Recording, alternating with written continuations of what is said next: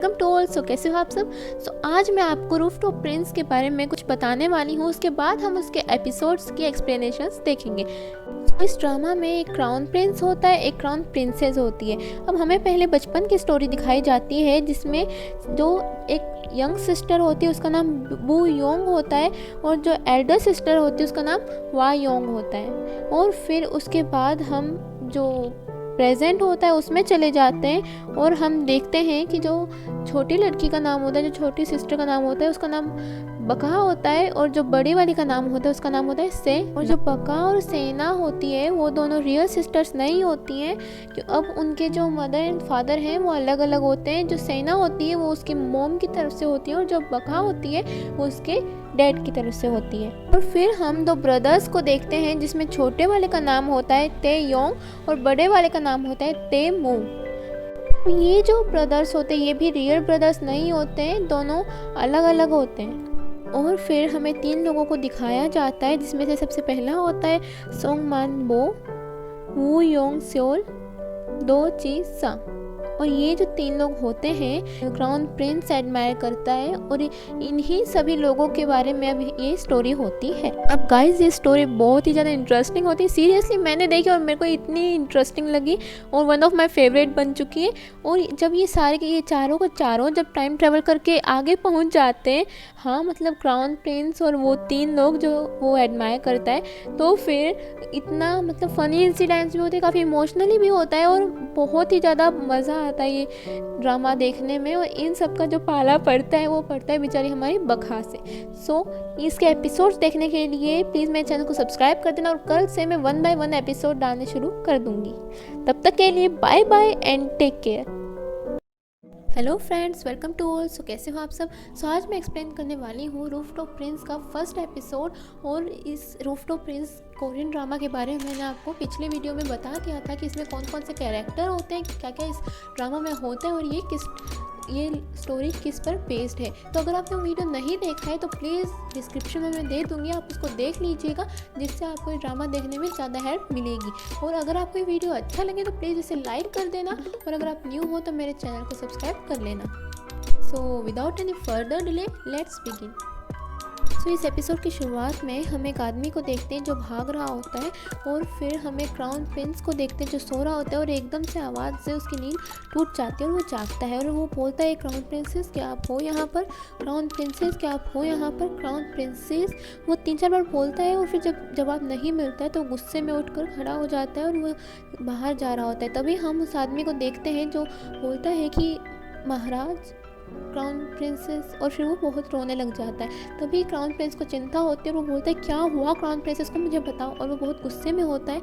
और फिर हम देखते हैं कि जो हमारी क्राउन प्रिंसेस होती है वो नदी में डूब चुकी होती है और मर चुकी होती है। क्राउन प्रिंस बहुत फूट फूट कर रोता है और फिर उसके बाद हम उस क्राउन प्रिंसेस के बगल में ही एक और बंदे को देखते हैं, एक और आदमी को देखते हैं जो बिल्कुल क्राउन प्रिंस की तरह ही दिख रहा था, लेकिन थोड़ा सा शायद टाइम का फ़र्क था, वो यहाँ का नहीं लग रहा था, वो मॉडर्न टाइम का लग रहा था। और फिर हम एक सभा को देखते हैं जहाँ पर जो क्राउन प्रिंस का बचपन दिखाया जाता है, जो क्राउन प्रिंस से पूछा जाता है कि आपको कैसी वाइफ चाहिए, और फिर वो बोलता है मुझे तो एक बहुत सी सुंदर सी वाइफ चाहिए जिसको मैं रोज़ सुबह उठकर देखा करूँ और हमेशा देखता ही रहूँ।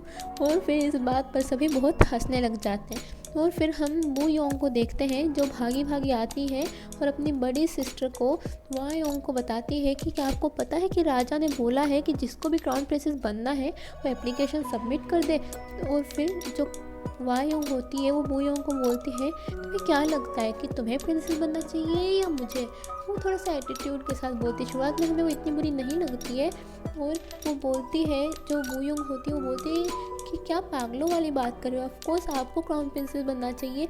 मैं तो सोच भी नहीं सकती हूँ कि जब आप क्राउन प्रिंसेस बन जाओगी तो हमारे मज़े ही मज़े होंगे। मैं तो बहुत सारी नई नई डिशेस भी खाऊंगी और बहुत मज़े करूँगी। वो बहुत हंसती है और ऐसी बातें कर रही होती है। और फिर हम देखते हैं कि वाई योंग में बोलती है कि हाँ जब मैं क्राउन प्रिंसेस बन जाऊंगी तो तुम्हें अपनी सारी चीज़ें शेयर कर दिया करूँगी और मैं जो भी खाऊंगी या जो भी पहनूंगी सब कुछ तुम्हारे साथ शेयर करूँगी।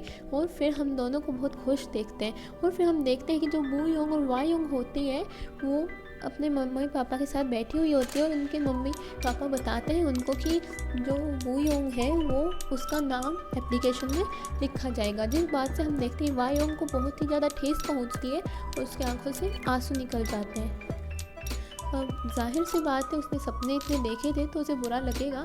और फिर हम देखते हैं कि जो उसके फादर होते हैं वो उसे बोलते हैं कि देखो वायोंग, ध्यान से सुनो, जो वू योंग है उसे बहुत अच्छे से तैयार कर देना ताकि जो हमारे क्राउन प्रिंस है वो जब वू योंग को देखे तो बस उसे देखते ही रह जाए और उसके प्यार में ऐसे पागल हो जाए, लट्टू हो जाए कि बस उसी की सारी बात माने। और फिर हम मॉडर्न टाइम में देखते हैं, फ्यूचर में देखते हैं, जहाँ पर वू योंग का नाम बका होता है, वो बिल्कुल सेम दिख रही होती है। और फिर हम सेना को भी देखते हैं वा योंग, हाँ जी बिल्कुल, जिसका नाम वा योंग था अब उसका नाम फ्यूचर में सेना होता है और लगता है कि इन्होंने दोबारा बर्थ लिया है। फिर हम देखते हैं कि जो बका होती है वो बहुत ज़्यादा रो रही होती है और हमें पता चलता है कि इनकी मम्मी पापा की गैर हाजिरी में जो हमारी सेना होती है वो बका को बोलती है कि देखो तुम मेरे लिए नूडल्स बनाओ, मुझे बहुत भूख लग रही है। और जिसके लिए वो नूडल्स बनाती है और उसका फेस जल जाता है। और फिर हम देखते हैं कि एक स्टोर में जो सेना होती है वो चीज़ें चोरी करके बका के बैग में डाल रही होती है और उसे ही करते हुए शॉप ओनर देख लेता है। अब जो शॉप ओनर होता है वो बका को बोलता है कि तुम्हारा बैग दिखाओ, मुझे इसको देखना है। और वो सेना को बोलता है तुम्हारी सिस्टर है ना, मुझे इसका बैग दिखाओ। तब वो बोलती है नहीं, ये अपना बैग नहीं दिखाएगी। क्यों दिखाएगी अपना बैग, हमने कुछ चोरी नहीं किया है। तो फिर वो ज़बरदस्ती उसके बैग से वो सारी चीज़ें निकाल देता है। और फिर सेना उसको पहले तो बहुत ज़्यादा घबरा जाती है और फिर बाद में बका के ऊपर ही ब्लेम डालते हुए उसे मारने लग जाती है। तुम चोरी कर रही हो, इतनी सी उम्र में तुम चोरी कर रही हो, तुम्हें शर्म नहीं आ रही। और फिर शॉप ओनर उसे रोकता है और बोलता है तुम्हें क्या लगता है, तुम्हें मैं पहचानता नहीं हूँ, मैंने तुम्हें देख लिया था जब तुम चीज़ें चोरी करके इसके बैग में डाल रही थी। और फिर हम देखते हैं कि जो बका और सेना के फादर होते हैं वो सेना को मार रहे होते हैं और बका रो रही होती है। और फिर हम देखते हैं कि जो बका होती है वो एक कार में सो रही होती है और फिर सेना आती है और उसे बोलती है कि लो मिल्क, और फिर तभी रुक जाती है क्योंकि गाड़ी होती है वो चलने वाली होती है।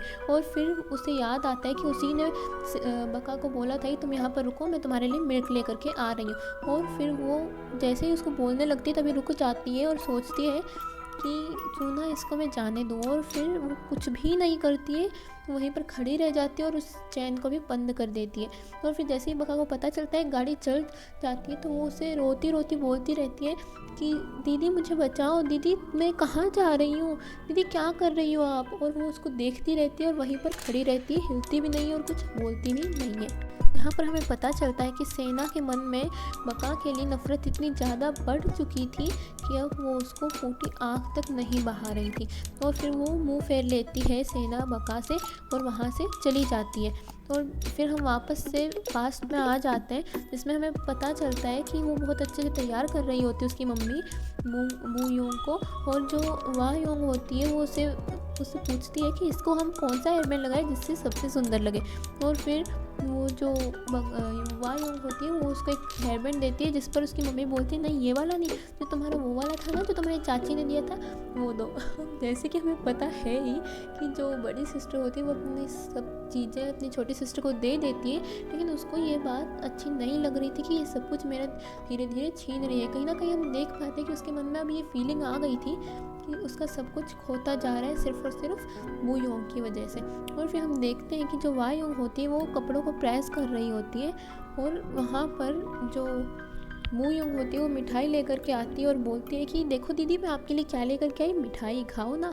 और फिर जो हमारी वा योंग होती है वो जेलसी के मारे उसके फेस के ऊपर जो आयरन सा होता है, मतलब पहले जैसे एक आयरन का रोड से प्रेस की जाती थी और वो उसके फेस पे लगा देती है ताकि क्राउन प्रिंस उसे सिलेक्ट ना करे और जो वा योंग होती है उसे सिलेक्ट कर ले।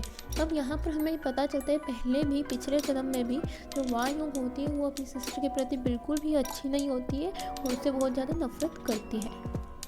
और फिर हम देखते हैं कि जो उसके फादर होते हैं, जो उसकी मदर होती है वो बहुत रो रहे होते हैं और उसकी मदर बताती है कि अब ये एक ऐसा स्कार बन गया है जो कभी भी नहीं हटेगा। और फिर वो बहुत ज़्यादा रो रहे होते हैं। और फिर हम देखते हैं कि जो वा योंग होती है उसकी और जो क्राउन प्रिंसेस होता है क्राउन प्रिंस होता है उसकी शादी हो रही होती है और जो वू योंग होती है वो वहीं से दूर खड़ी खड़ी देख रही होती है। तब हम देखते हैं कि उसकी आंखों में आंसू आ जाते हैं और वो खुश तो थी कि उसकी सिस्टर की उसके साथ शादी हो रही है, लेकिन उसको बहुत रोना भी आता है कि उसकी सिस्टर ने उसके साथ क्या कर दिया ये सिर्फ क्राउन प्रिंसेस बनने के लिए। और फिर हम एडल्ट बू यांग को देखते हैं जो बहुत ही ज़्यादा प्रिटी ड्रेस पहनी हुई होती है येलो कलर की, और वो एम्ब्रॉयडरी कर रही होती है। Hello friends, welcome to all. कैसे हो आप सब? सो आज मैं एक्सप्लेन करूंगी द रूफटॉप प्रिंस का सेकंड एपिसोड। और सेकंड एपिसोड की शुरुआत में हम देखते हैं कि जो वू योंग स्योल, सो मान बो और दो चीज सा होते हैं, और जो क्राउन प्रिंस होता है वो चारों के चारों एक जगह बैठकर मेडिटेशन कर रहे होते हैं, क्योंकि वो टाइम ट्रेवल की वजह से 21वीं सदी में आ गए थे हमारी बका के पास। तो अब जैसे ही बका उनको देखती है तो वो एकदम से शॉक हो जाती है और उसके हाथ से जो पानी का गिलास होता है वो गिर जाता है। अब जो क्राउन प्रिंस होता है एकदम से उसकी आंखें खुलती है और बाकी के 3 लोग भी अपनी आंखें खोलते हैं और देखते हैं कि जो बका होती है उनके सामने होती है। अब बका अपने हाथ में डर के मारे फ्राइंग पैन उठा लेती है और बोलती है कि कौन हो तुम सब, यहाँ कैसे आए? देखो तुम मेरे पास मत आना। और वो धीरे धीरे एक कदम पीछे जाती जाती है, वो आगे आते जाते। और फिर ऐसे करके जब वो रूफ के ऊपर आते, बाहर टेरेस पे आते, तो फिर वो देखते हैं कि हम कहीं और ही आ गए हैं। अब वो ऐसे हैरान होकर देख रहे होते हैं कि हमारे बका को लगता है ये क्या देख रहे हैं यार इधर उधर। और वो तो फिर मतलब ऐसे कंफ्यूज हो जाते हैं कि ये है क्या। और फिर क्राउन प्रिंस गुस्से में आके बोलता है तुम हमें कहाँ पे लेके आई हो, हम कहाँ पे आ गए हैं, और तुम कौन हो तुम? अब जो बका होती है वो तो फुल एटीट्यूड के साथ बोलती है क्या मेरा घर है ये? कहाँ पर? क्या तुम मेरे घर के अंदर खड़े हो? ठीक है, तुम्हारी हिम्मत कैसे होगी मेरे घर के अंदर आने की? और ये जो तुम सब लाइट्स देख रहे हो तुम्हें नहीं पता है क्यों जल रही है? ये तो जलेंगी, तुम्हारा कुछ ले रही है क्या ये? अब वो अपना गुस्सा अलग ही एटीट्यूड दिखाते हुए बोलती है। फिर क्राउन प्रिंस बोलता है कि तुम्हें पता भी तुम किससे बात कर रही हो? और फिर जो हमारा वू योंग स्योल होता है उसका तो बोलना ही बोलना है। वो बोलता है देखो लड़की, हम तुम्हारे गर्दन काट देंगे अगर तुम हमारे महाराज के साथ ऐसा बोलोगी तो। और फिर वो बोलते हैं ओ तो ये बात है, तुम्हारे महाराज के साथ मैं ऐसा बोलूँ तो तुम मेरी गर्दन काट दोगे? अरे तुम पहले ये देखो तुम घर में किसकी हो, तुम्हें शर्म नहीं आ रही? किसी और के घर पे ऐसे ही आ जाते हो।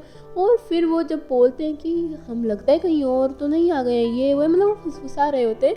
और फिर जो हमारी बका होती है वो बोलती है चलो ठीक है, एक बात बताओ तुम कहाँ से भाग आए हो, मतलब कहाँ के रहने वाले हो? और फिर वो जो चारों के चारों होते हैं वो 3 लोग और क्राउन प्रिंस वो एक साथ अपना झुंड बनाकर बातें कर रहे होते हैं। और जो वू योंग स्योल होता है वो बोलता है महाराज हमें लग रहा है कि हम किसी बहुत ही ज़्यादा अजीब सी विचित्र सी जगह पर आ गए हैं और ये जगह बहुत ही ज़्यादा खतरनाक है, हमें यहाँ से जल्द निकलना होगा। और फिर क्राउन प्रिंस बोलता है हाँ हमें जाना ही होगा यहाँ से। और फिर 2 चीज़ साथ तो बेचारे उन दोनों ही बातें सुन ही रहा होता है। और फिर सोंग मान वो भी बोलता है महाराज हमें लगता है कि अब हमें अपने घोड़े और जो हमारे सिपाही थे उनको बुला लेना चाहिए। अब भाई इस बात के ऊपर तो मेरे को भी बड़ी हंसी आती है कि इस जगह पे वो अपने घोड़े और वो अपने सिपाही कहाँ से बुलाएंगे। फिर वो बका की तरफ देखते हैं और बोलते हैं देखो हम तुम्हें जिंदा रहने दे सकते हैं, तुम हमें हमारे घर पे छोड़ आओ बस। अब इस बात पे तो बेचारी बका का रिएक्शन ऐसा होता है कि हाँ मतलब मेरे घर पे रहकर मेरे को ही धमकी, वाह। और फिर वो बोलती चलो ठीक है तुम वो सब छोड़ो, तुम अपने घर पे निकलो। और फिर वो अपनी जीप में बिठा के उसको लेकर के जाने लगती है। और वो तीनों के तीनों जो लोग होते हैं सोंग मान बो, योंग स्योल और 2 चीज़ वो तो ऐसे देख रहे होते हैं हर एक चीज़ जैसे तो हे भगवान हम आ कहाँ पे गए, क्योंकि उनके लिए तो सब कुछ नया था। और जो आगे बैठा होता है वो होता है हमारे क्राउन प्रिंस। अब क्राउन प्रिंस खुद इतनी बुरी तरह से डरा हुआ होता है, उन तीनों से भी ज़्यादा डरा हुआ होता है एक तरह से।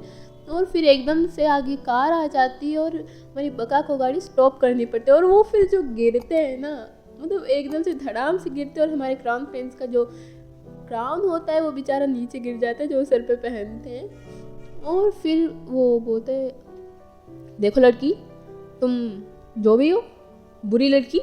और फिर वो उसको बार बार हर बार जब भी उसको बोलता है बुरी लड़की करके बोलने लग जाता है। मैं गयोंगबोक प्लेस में छोड़ा हूँ।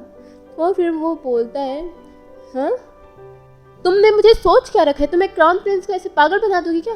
और फिर वो बोलती है पागल, तुम पागल हो गया? तो फिर वो बोलता है जो क्राउन प्रिंस होता है वो बोलता है कि देखो मुझे पता है कि गयोंगबोक पैलेस तो जो अभी लड़ाई हुई थी उसकी वजह से बहुत तबाही हो गई थी वहाँ पर और वो अभी रिपेयर नहीं हुआ है, तो तुम मुझे वहाँ पर कैसे छोड़ के आ सकती हो? और फिर जो बका होती है वो बोलती है, ओह तो तुम्हें हिस्टोरिकल फैक्ट्स की भी रिसर्च कर रखी है, very nice, I am impressed.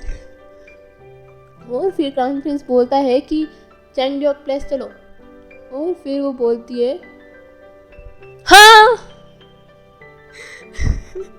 मेरे को ये सच्ची बहुत हंसी आती है। वो एकदम से बोलती है हाँ, और फिर वो गुस्से में आकर एकदम से गाड़ी भगा लेती है और वो फिर से नीचे गिर जाते हैं बेचारे जो पीछे 3 लोग होते हैं। और फिर वो उस जगह पर आके चैंगडियोक पैलेस पे आके वो गाड़ी रोक देती है। और फिर हमारे जो सोंगमान वो की हालत तो यार पूछो ही मत, बेचारा उल्टी गिराने लग जाता है।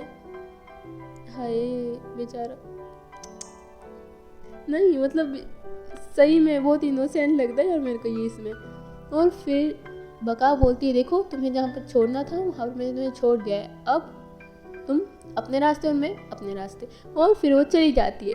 अब वो बेचारे, वो था तो एक मोन्यूमेंट और वहाँ पर फिल्म्स की शूटिंग के लिए लोग आते थे, तो वो वहाँ पर बोलते रहते क्राउन प्रिंस आए हैं, क्राउन प्रिंस आए। और फिर एकदम से पुलिस आ जाती है और वो बोलती है ओ तुम एक्टर, हीरोइनो, हीरो, तुम सभी ना अपने दिमाग में एक बात गांठ बांध के रख लो, इस टाइम भी तो तुम आ जाते हो ना फिल्मों की शूटिंग के लिए, इस वक्त ये बंद रहेगा, ठीक है, जाओ अपने घर पे जाओ, ठीक है। और फिर वो बोलता है कि ओके ठीक है हम जा रहे हैं। और फिर वो कभी इधर भागते कभी उधर भागते बेचारे। और फिर वो जा करके रोड के बीचों बीच खड़े हो जाते और कभी गाड़ी आगे आती है कभी कुछ। 3 बार तो वो लोगों के इस रास्ते में ही आ जाते हैं, वो मतलब गाड़ी उनके ऊपर चलने वाली होती है लेकिन बच जाते हैं। फिर हम देखते हैं कि बारिश आ रही होती है और जो हमारे क्राउन प्रिंस होते हैं उन्हें भूख लग रही होती है बहुत तेज, और वो एक मॉल के अंदर जाके बोलते हैं कि तुम हमें खाना खिलाओ, हम तुम्हें खुश करेंगे, जब जैसे ही हमारा पैलेस खुल जाएगा हम तुम्हें मुँह मांगा इनाम देंगे, तुम हमें खाना खिलाओ। और फिर उस लेडी को तो मतलब शौक लगता है, अभी पागल है क्या है, हमारा राज्य खुलेगा, हमारा महल खुलेगा, हम तुम्हें देंगे। और फिर वो उसको धक्के मार के बाहर निकाल देती है और पुलिस वहाँ पर आ जाती है। और वो पुलिस के पास रिपोर्ट लिखवा देती है, हाँ जल्दी तुम अपनी एज बताओ, कब पैदा हुए थे वही बता दो, ये नहीं बताना तो। और फिर वो मतलब कोई 1688, कोई 1687, कोई 1984, 16 सो मतलब ऐसे ही चलता रहता है। और फिर क्राउन प्रिंस बोलता है, जैसे ही क्राउन प्रिंस की बारी आती है, मैं क्राउन प्रिंस हूँ और मैं वही हूँ। अब इस बात पे तो बेचारा जो पुलिस वाला होता है वो भी उसकी तरफ घूर कर देखने लग जाता है, ओ भाई बर्थ डेट तो बता दे कम से कम अपनी, तो क्राउन प्रिंस है तो अपना साइड में रहे, हमें क्यों परेशान करने लग रहा है। और फिर वो बोलते हैं हमें तुम्हारे गार्जियन का कॉन्टैक्ट चाहिए, चेक कहीं से भी लेकर। अब एक बंदा वहाँ पर खाना खा रहा होता है और उनको देखते हैं और फिर पुलिस वाला उसको उकसाने के लिए, उनको चिढ़ाने के लिए और भी ज़्यादा करता है, बहुत टेस्टी लग रहा है, मुझे भी खिलाओ। और फिर जो हमारा सॉन्ग, जब मैं तो सॉन्ग ही बोलूँगी, इतना बड़े नाम थोड़ी ना याद रहते हैं। फिर जो हमारा सॉन्ग मैन वो होता है वो बोलता है हम गार्जियन के नंबर बताएंगे, आप हमें ये तो बताओ कि होता क्या है वो। फिर वो कुछ नंबर बताता है कि तुम्हारा कॉन्टैक्ट नंबर, घर का एड्रेस या फिर ऐसे की फ्लाइट भी चलेगी। और फिर से याद आता है कि जो वो गाड़ी, हाँ अब सॉन्ग मैन वो तो उस गाड़ी को याद करके बोलता है कि चलो हम अभी दे देते हैं। वो फिर उससे एक पेज मांगता है और कुछ लिखने में लग जाता है। तो फिर देखते हैं कि जो बका होती है वो सेना के घर पे आई हुई होती है कुछ ग्रोसरीज लेके आके, और वो फिर वहाँ पर मिलती है मू ते यूंग से। अब मू ते यूंग से देख रहा होता है और वो नहा कर बाहर आया होता है, तो जाहिर सी बात है शर्टलेस होता है, तो बका उसको देख एकदम से हैरान हो जाते हैं और वो अपनी आँखें नीची करते हुए बोलते हैं आई एम सो सॉरी। और जो उसकी आदत है वो वही करती, बार बार सॉरी बोलती रहती है, बाद में सोचती है मैंने कितनी बार सॉरी बोला। और फिर वो वहाँ पर सेना आ जाती है और वो उसे बोलती दीदी मैं आपको बाद में सब कॉल करके बताती हूँ, ठीक है। फिर सेना बोलते तुम तो कर क्या रही हो यहाँ पर, आए कैसे तुम यहाँ पर। और फिर वो चली जाती है। फिर मैं नहीं हूँ सेना से पूछता है कि क्या तुम इसको जानते हो, किसी तुम्हें दीदी बोला। तो वो बोली कि नहीं मैंने तो पैसे उधार दिए थे ना, तो तब से मेरे को दीदी ही और ग्रोसरी ये सब लेकर के आती रहती, दीदी बोलती बहुत चापलूसी करके पैसे देती है। और फिर उसके बाद हम देखते हैं कि मुँह एकदम जा रहा होता है गाड़ी पर, उसे याद आता है कि वो जो लड़की जो उसको अमेरिका में मिली थी, जो बार बार उसकी जो आदत थी बार बार सॉरी सॉरी करने की, वही हमारी बका की भी है और दोनों सेम टू सेम दिखती है, हो ना हो वही लड़की जो मुझे अमेरिका में मिली थी। और फिर हम देखते हैं कि वो चारों के चारों ऐसे उथल पुथल मचा देते हैं घर में कि आग लग जाती है घर में। और फिर जैसे हमारी बका भी सारी ऊपर आती है, उसका तो मतलब एकदम तो कोई बचाओ, और फिर वो एकदम से फायर ब्रिगेड की कॉल करने वाली होती है, फिर वो पानी से उसको बुझा देती है। और फिर हम देखते हैं कि वो जो चारों के चारों लोग होते हैं वो छुपके चोरी छुपके कदम कदम पे चल रहे होते हैं कि कदम बढ़ा रहे होते हैं। फिर तभी हमारी बका बोलती है ए कहाँ पे, और फिर वो उसकी तरफ देखते हैं तो वो बोलती है तुम्हें क्या लगता है तुम ऐसे चले जाओगी। और फिर जो हमारा वो यंग सोल होता है वो बोलता है तुम्हें महाराज से बात करनी तमीज़ नहीं, तुम ऐसे कैसे ए करने लग रही हो, हाँ तुम ऐसे कैसे उंगली दिखाने लग रही हो, मैं तुम्हारी उंगलियां काट दूंगा। और वो बोलती है मेरे साथ मजाक कर रहे हो। और फिर वो गुस्से में उनकी तरफ बढ़ती हुई बोलती है फ्री में मेरे घर पे खाना खा के तुम्हें क्या लगता है तुम ऐसे निकल जाओगे, हाँ मेरा घर जला के इतना सारा मेरा नुकसान करके तुम्हें क्या लगता है तुम ऐसे निकल जाओगे, हाँ। और फिर वो उनके ऊपर खूब अपना रोब झाड़ती है। और फिर हम देखते हैं क्राउन प्रिंस बोलता है कि ऑलराइट, ऐसे बिल्कुल मेरा फुल एटीट्यूड में तुम्हें करना क्या होगा। और फिर बका बोलती है मैं बताती हूँ तुम्हें करना क्या होगा। फिर उनके सारे कपड़े ले लेती है और बोलती है अगर तुम यहाँ से गए तो मैं पुलिस को बता दूंगी। और सभी जो होते हैं चारों की तरह बोलते नहीं नहीं नहीं नहीं किसको नहीं बताना। और फिर वो वहाँ पर लॉन्ड्री में दे आती है और बोलती है धोना मत, बस अपने पास रख लो क्योंकि मेरे घर पे कुछ चोर आए हुए हैं, अगर उनको मैंने कपड़े दे दिए तो वो चले जाएंगे, जब तक उनको ये कपड़े नहीं मिलेंगे वो कहीं नहीं जाने वाले। और फिर हमें पता चलता है कि जो बका होती है वो फुल पैसा वसूल करने की थोड़ी सी कोशिश में होती है। और फिर हम देखते हैं कि जो 4 लोग होते हैं यानी क्राउन प्रिंस, वो सोंग मान दो और वू युंग सोल और दो ची साथ सभी के सभी अपने दूसरे कपड़े पहन रहे होते हैं। वो बोलते हैं हाँ तुम्हें जिप लगानी तक नहीं आती, दिखाओ मैं लगा। और फिर वो वहाँ पर ये काम करवाने के लिए लेकर के जाती है जहाँ पर क्राउन प्रिंस तो अलग ही बैठा हुआ होता है, मतलब खड़ा हुआ होता है, क्राउन प्रिंस अलग ही खड़ा हुआ होता है। और फिर वो बोलती है हाँ राइस कुकर के इसके इतने वो जो नुकसान होता है उन सभी के पैसे गिनाने लग जाती है जोर जोर से बोल के। और वो बताती है तो टोटल तुमने जो हमारा कॉस्ट किया है ना $720 का कर रही हूँ मैं हाफ करके, ठीक है। और फिर वो बोलती है कि अगर कोई बंदा ऐसा है तुम चारों में से जो कुछ काम नहीं करेगा, बस खाना पीना खाएगा पिएगा फिर सो जाएगा और फिर खाएगा पिएगा सो जाएगा, तो उसके लिए तुम तीनों को एक्स्ट्रा हार्ड वर्क करना पड़ेगा और पर डे का सिर्फ 90 रुपये मिलेगा, ठीक है। और तुम्हें कम से कम 8 दिनों तक काम करना पड़ेगा, कम से कम, ठीक है, उससे ज़्यादा भी कर सकते हैं। और फिर क्राउन प्रिंस बोलता है कि तुमने कैसे कपड़े पहनाए हैं, हमें हमारे कपड़े चाहिए, चाहे कहीं से भी लेके आओ। तो बोलती है मैं तो तुम्हारे कपड़े नहीं लाने वाली। अब उसको नाम तो पता नहीं होता है तो वो सभी के नाम नीला हरा पीला लाल ऐसे करके रख देती है। अब मैं सोच रही हूँ कि थोड़ा सा मैं भी यही शुरू कर दूँ, नीला हरा। और फिर हम देखते हैं कि जो सेना होती है जो वो दोनों के दोनों लंच पर गए हुए होते हैं। वो बोलता है कि क्या वो तुम उसको जानती हो, तुम्हारी उससे बात होती है। तो वो बोलती नहीं नहीं मेरी अब उससे कभी बात नहीं होती। और फिर हम देखते कि वो खाना खा रहे होते कौन 4 लोग और साथ में हमारी बका उसे खाना बताती है। और फिर वो बोलती है कि मैं अभी आ रही हूँ, किसी मम्मी का फ़ोन आ जाता है तो वो बोलते हैं मैं अभी आ रही हूँ तुम कहीं भी जाना मत, ठीक है। और फिर जो हमारा क्राउन प्रिंस होता है वो बोलता है इसकी तो मैं टांगे तोड़ दूंगा। और फिर हम देखते हैं कि जो बका और सेना होती है वो बात कर रही होती है और फिर सेना को क्राउन प्रिंस देखता है जिससे उसको क्राउन प्रिंसेस की याद आती है। वो उसके पीछे पीछे भागता है लेकिन अब वो उसे पकड़ तो पाता नहीं, ना ही सेना उसकी सुनती है।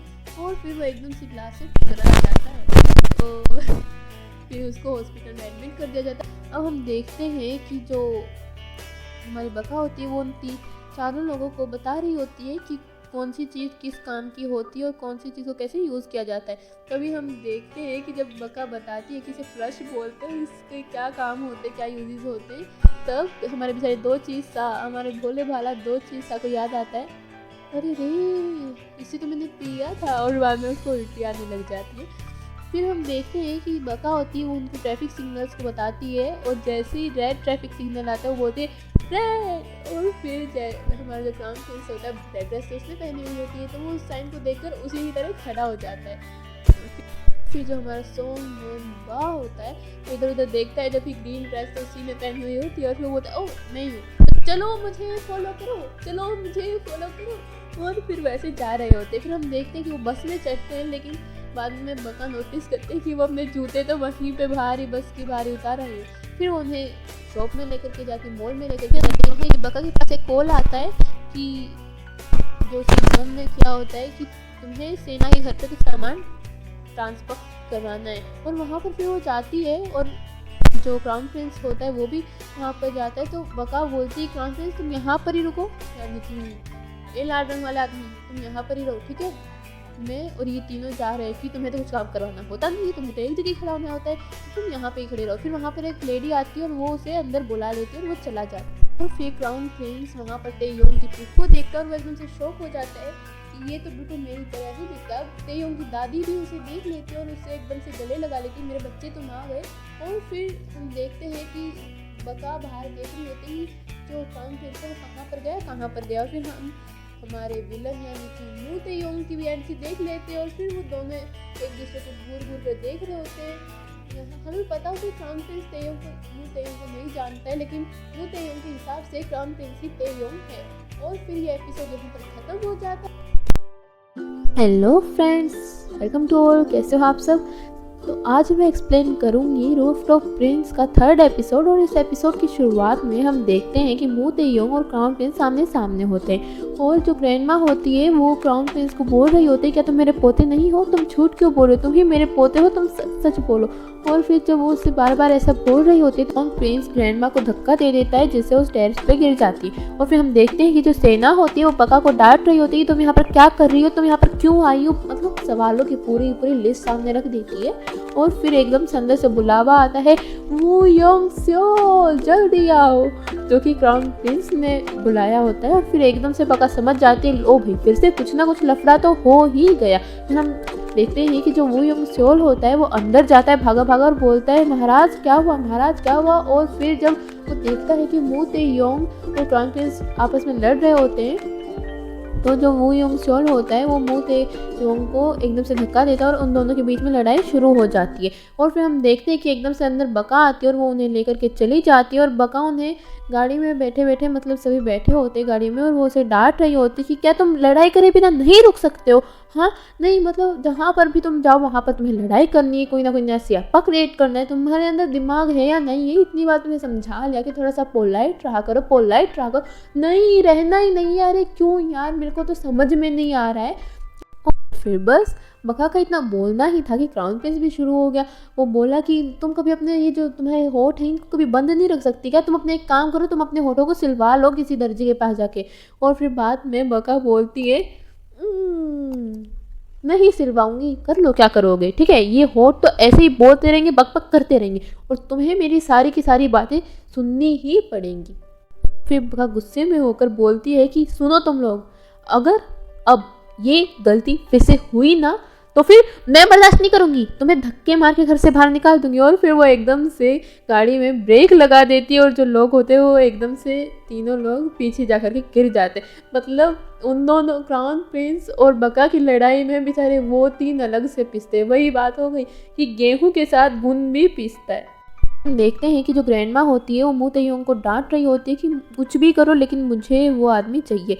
फिर जो बका होती है वो मतलब उन्हें कपड़े दिलवा रही होती है। अब नए कपड़े तो वो क्यों ही दिलवाएगी, तो जैसे कोरिया में एक रूल है कि जो कपड़े होते हैं पुराने कपड़े वो एक अलग से डस्टबिन में डाले जाते हैं, जिससे जो गरीब लोग होते हैं वो वहाँ से कपड़े ले सके। वैसे बहुत अच्छी बात है, हमें भी कर लेना चाहिए यार, ऐसे ही कपड़े फेंक देते हैं लोग। फिर वो उन्हें कपड़े दिलवा रही होती है, तब वो हर किसी के लिए अपनी अपनी चॉइस के कपड़े दिलवाती है, और वहाँ पर क्राउन प्रिंस अलग ही एटीट्यूड में खड़ा हुआ होता है, ठीक है। तो फिर बाद में पहले तो वो थोड़ा सा स्माइल देते हुए बोलती है क्राउन प्रिंस। फिर एकदम से उसे याद आता है कि नहीं, वो तो गुस्सा थी। फिर बाद में एकदम से शक्ल बना के बोलते एक क्राउन प्रिंस, अगर तुम्हें कुछ भी पहनना है तो तुम इसमें से ले सकते हो। और फिर वो चली जाती है। फिर वो बोलता है कि तुम मेरे लिए चूज़ करके दे दो अगर ऐसी बात है तो फिर वो बोलती है कि अपना काम स्वयं करें।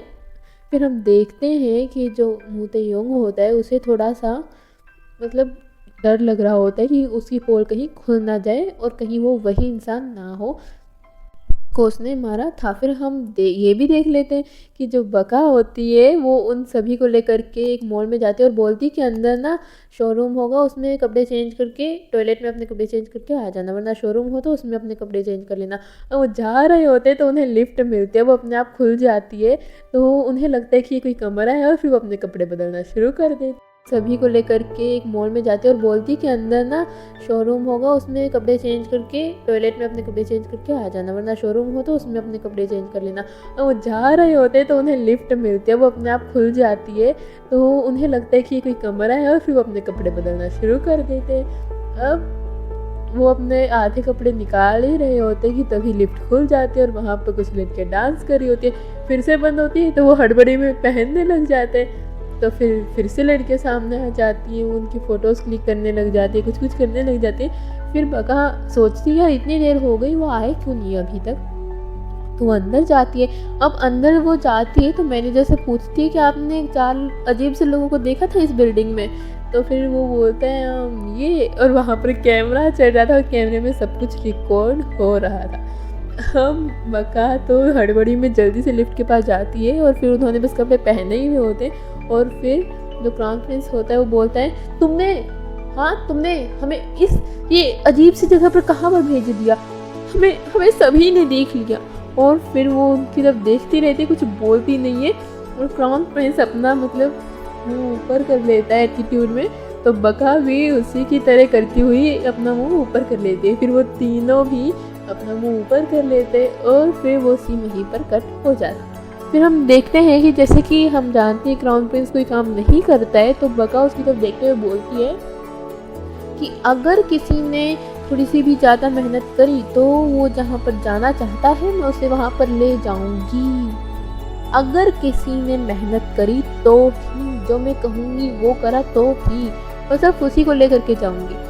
अब क्राउन प्रिंस समझ जाता है कि वो उसकी तरफ देखकर बात कर रही होती है, वो एकदम से झाड़ू पोछा लेकर के लग जाता है साफ सफाई करने में।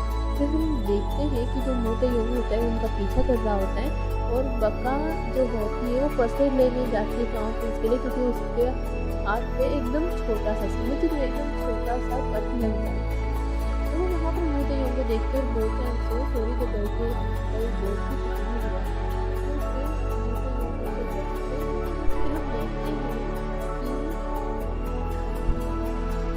और फिर सेना वहाँ से जा रही होती है, मतलब एक बिल्डिंग होती है और उसके साइड में क्राउन प्रिंस होता है और उसके साइड में सेना होती है। और फिर जैसे ही क्राउन प्रिंस दूसरी साइड मूव करता है वहाँ से सेना गुजर जाती है। अब ऐसे हम कोइंसिडेंस मान सकते हैं कि वो उसके पास से ही होकर के गई, लेकिन फिर भी क्राउन प्रिंस को पता नहीं चला। फिर जो बका होती है वो जा रही होती है, उसे सेना मिलती है रास्ते में और वो बोलती है कि मैं अपना फ़ोन तुम्हारे ट्रक में ही भूल गई थी, इसलिए मुझे वो लेना था, इसलिए मैं आई। और फिर वो बोलती है कि क्या तुम्हारे पास फ़ोन नंबर है उसका जो था आदमी, यानी कि हम समझ जाते कि वो फ़िलहाल क्राउन प्रिंस का कॉन्टैक्ट नंबर लेने की कोशिश कर रही है। लेकिन वो बोलते हैं नहीं मैं उनको जानती ही नहीं, बस वो तो मैंने एक दिन के लिए हायर की थी, उन्हें कुछ पैसों की ज़रूरत थी तब। फिर हम क्राउन प्रिंस और बका के बीच में एक बॉन्डिंग होते हुए देखते हैं जब बका उसको मतलब फर्स्ट एड लगा दे रही होती। जो मू ते-योंग होते हैं वो कैंडल लाइट डिनर पे आए होते हैं और फिर जो विस्की होती है वो अकेली ही गटक जाती है, मतलब चीयर्स तक नहीं करती, ऐਵੇਂ ही गटक जाती है। और फिर मू ते-योंग को समझ में आ जाता है वो थोड़ा सा अपसेट है, क्योंकि उसकी माँ ने जो मतलब उसकी दादी माँ ने इतना सारा जो उसको डांट दिया था ना कि वो उस आदमी की फ़ोटो लेके आओ, उस आदमी का नंबर लेके आओ, उस आदमी से मुझे मिलवाओ, तो उस वजह से तो परेशान थी। फिर वहाँ पर एक और सरप्राइजिंग बात बोल देता है और वो बोलता है कि अब हम इस समर पे लंदन में जा रहे हैं। अब फिर वो बोलते हैं रियली अच्छा। फिर वो बोलता है कि हाँ, और वहाँ पर हम तुम्हारी मम्मी से भी मिल लेंगे। हाँ भाई, ये बात सुनकर तो सेना एकदम से चकरा जाती है। अब क्यों चकराती है कि उसके हिसाब से तो मतलब भूतियों के हिसाब से तो उसकी जो मम्मी है वो लंदन में एक बहुत बड़ी बिजनेसमैन है, लेकिन नहीं, ऐसा कैसे। अब बेचारी उसकी मम्मी तो यहाँ पर ही रहती थी, कोरिया में ही, और फिश मार्केट में अपनी फिश बेचती थी। फिर वो एकदम से थोड़ा सा वापस टेंशन में आ जाती है और फेक स्माइल देते हुए चेयर्स के एक और वाइन पी जाती है। फिर हम देखते हैं कि जो बका होती है वो क्राउन प्रिंस के साथ बस में जा रही होती है और क्राउन प्रिंस उससे मतलब आर्ग्यू कर रहा होता है। और फिर वो बोलती है कि प्यार से बोला करो सभी से, ठीक है, प्यार से। और वो बोलता है कि क्या तुम मुझे सिखाने लग रही हो कि कैसे बोलते कैसे नहीं। हाँ, फिर बका बोलती है अगर तुम्हें जहाँ पर जाना है वहाँ पर जाना है तो फिर तुम्हें तो प्यार से ही बोलना होगा। अब मर्जी तो तुम्हारी ही है कि तुम प्यार से बोलो या ना बोलो, तुम्हें जाना है या नहीं जाना है। और फिर वो बोलती है कि अच्छा चलो छोड़ो, उसे बोलो कि please give me a soda. और फिर वो बोलता है कि नहीं। फिर वो बोलती है अच्छा चलो कोई बात नहीं, तुम्हें नहीं जाना है, कोई बात नहीं। फिर वो बोलता है please give me a soda. और फिर बका बोलती है please give me a soda. और फिर क्राउन प्रिंस बोलता है please give me a soda. और फिर यहाँ पर हम देखते हैं कि उसे गुस्सा तो आ रहा था क्राउन प्रिंस को, लेकिन उसे अपने पैलेस के पास तो पहुँचना ही था।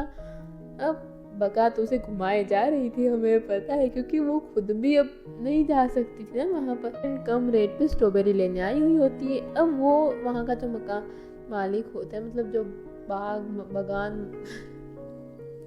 अब वहाँ का जो मालिक होता है वो बोलता है कि अच्छा तुम्हें 50% पे स्ट्रॉबेरी लेनी थी ना, ले लो। और वो अपने वर्कर्स को लेकर के चला जाता है। अब इसका मतलब ये था कि क्राउन प्रिंस और उसे अकेले को ये सारी स्ट्रॉबेरीज तोड़नी थी। और फिर क्राउन प्रिंस तो सख्त मना कर देता है, देखो मैं ये स्ट्रॉबेरीज नहीं तोड़ने वाला। हाँ, और तो वहाँ से चला जाता है। अब बेचारी बक्का अकेली काम कर रही होती है और हम देखते हैं कि बेचारे क्राउन प्रिंस से एक बोर्ड नीचे गिर जाता है। वहाँ पर एक बुड्ढी होती है और दो बुड्ढे होते हैं और वो छुपके छुपके उसे देख रहे होते हैं। फिर हम वापस से बका को देखते हैं, बेचारी काम करके इतना थक जाती है ना यार, पूछो मत। अब उसके मन में ये ख्याल आ रहे थे यार मैं उन लोगों को करूँ क्या, मतलब उसको तो ना मैं बता दूँगी, उसको तो ना मैं मतलब बस एक बार ही सारा काम हो जाए फिर मैं समझा दूँगी उसको अच्छे से। मतलब वो बहुत गुस्से में होती है। फिर हम देखते हैं कि जो हमारा क्राउन प्रिंस होता है वो वहाँ पर लिख रहा होता है, जो उस बोर्ड पर लिखा हुआ था उसे कॉपी कर रहा होता है। और वहाँ के सभी लोग बोलते हैं ऐसी हैंडराइटिंग तो हमारे क्राउन प्रिंस की थी, हमारे महाराज की थी, जो हमारा महाराज था उनकी थी। और फिर वो उसे चढ़ा देते हैं। फिर जो क्राउन प्रिंस होता है वो बका के पास 2 आइसक्रीम लेकर के आता है। अब वो खुद एक खा रहा होता है और एक और वो उसको देता है, लेकिन उसे ये नहीं पता होता कि वो आया क्यों है, लेकिन वो तो गुस्से में थी इसलिए वो उसका आइसक्रीम फेंक देती है। फिर उसके पीछे कुछ लोग आते हैं और बोलते हैं कि हम इनका काम करेंगे और वो सारी स्ट्रॉबेरीज तोड़ने लग जाते हैं। फिर उसे थोड़ा सा बुरा लगता है कि शायद मैंने गलती कर दी है, इसके लाई हुई इतने प्यार से इसने मेरे को आइसक्रीम दी और नीचे गिरा के। फिर क्राउन प्रिंस उस आइसक्रीम को उठाता है, नहीं उसे वापस नहीं देता है, वो उसे खुद ही खा जाता है, ठीक है वो उसे खुद ही खा जाता है। फिर वो दोनों घूम रहे होते हैं और वहाँ पर उसे एक सॉफ्ट टॉय चाहिए होता है, इसलिए वो उसे मतलब पकड़ने के लिए फिश टैंक टाइप का सा था, उसमें से निकालने के लिए वो काफ़ी इंजॉय करते हैं वहाँ पर। और फिर वो पक पक पक पक पक पक पक पक क्राउन प्रिंस बोले ही जाता है, तब जो होती है बका वो बोलती है क्या तुम कभी चुप नहीं हो सकती क्या, जब तक चपट चपट चपट बोलती ही रहते हो बक बक बक। और फिर वो बोलता है कि अब तुम सोचो कि तुम ऐसे चपट चपट चपट चपट बोलती रहती हो तो हमारे ऊपर तो क्या इफेक्ट पड़ता है, मैंने तुम्हें ना एक लेसन दिया है, हाँ तुम्हारे मुंह पे एक सबक सिखाया है। फिर वो बोलती अच्छा। फिर उसके दिमाग में खुराफात आती है बैलून्स को देखकर